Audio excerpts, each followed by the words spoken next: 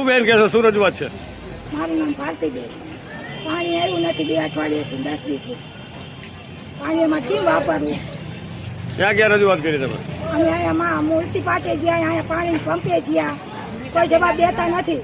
હવે અમે રોડ ઉપર બેસી જાવી. હવે કહેતો બધા શું કહે છે એ લોકો પાણીનું? એ કે પાઇપલાઇન તૂટી ગયા, હમી થાય ત્યારે આવશે પાણી. કે ક્યારે થશે એવું કઈ નથી ના, કહેતા? એવું કઈ નથી કહેતા. અત્યારે હાલ પાણી કેવી રીતે વાપરો? કઈ વાપરતા હે જ નહીં. શું વાપરવું? મોડા ધોવાના પાણી નથી હવે ઘરમાં. પીવાના તો પાણીના કેરબાઈ મંગાવી લેવું. વાપરવાનું શું કરવાનું? 10 દીથી પાણી નથી આવ્યું.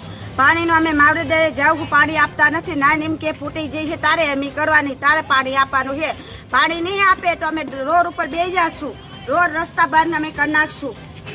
અને પાણી નથી આવતું, તમે કેવી રીતે પાણી અત્યારે વાપરો છો?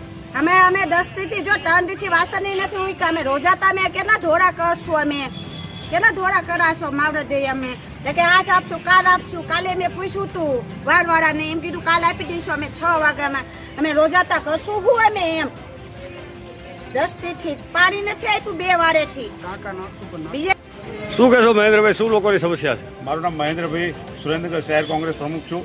આજે ઘણા સમયથી 10 દિવસ ઉપરાંતથી આજે ધોળીપોરથી જે દોદરે કોઠાવાળો રસ્તો છે ત્યાંથી છેક નવા દરવાજા સુધીની વિસ્તારમાં આજે ઘણા 10 દિવસ ઉપરાંતથી પાણી આવતું નથી. અને પાણી માટે આ નગરપાલિકાએ વારંવાર રજૂઆત કરવા છતાં પાણીના ટેન્કર પણ આપતા નથી. અત્યારે જોવા બાદ આ પછાત વિસ્તાર છે, જે કોળી સમાજ, દલિત સમાજ તથા મુસલમાન સમાજ રહેતો વિસ્તાર છે, જે રહ્યો ભારતીય જનતા પાર્ટીનો મતદાર નથી. એના માટેના રાગદેશ રાખી અને પર્ટિક્યુલર તે અહીંયા પાણીના ટેન્કર આપવામાં આવતા નથી અને આ કોઈ જવાબ આપવામાં આવતું નથી. આજે મેઇન લાઇન ધોરી, આ મેઇન લાઇન કહેવાય, એ લાઇન તૂટી ગઈ છે અને ગટર સાથે જોઈન્ટ થઈ ગઈ છે.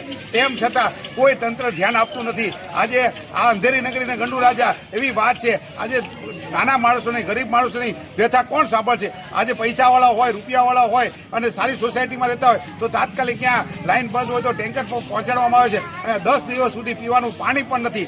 આજે પીવાના પાણી માટે થઈ અને આજે 20, 30 રૂપિયા આપીને કેરબા મંગાવવામાં આવે છે. ત્યારે આ કેટલી બધી ભયંકર પરિસ્થિતિમાંથી આજે નવા દરવાજાથી જે દોદર કોઠાવાળા વિસ્તારમાં તમામ રહીશો છે એની માંગ છે કે તાત્કાલિક ધોરણે અમે લાઇન ચાલુ કરવામાં આવે, અન્યથા પાણીના ટાંકા ચાલુ કરવામાં આવે. જો નહીં કરવામાં આવે તો અહીંયા દોદર કોઠાનો રોડ અમે ચક્કાજામ કરીશું અને તંત્રને અને નગરપાલિકાના પર ઘેરાવનો કાર્યક્રમ કરશું આવનારા દિવસોમાં.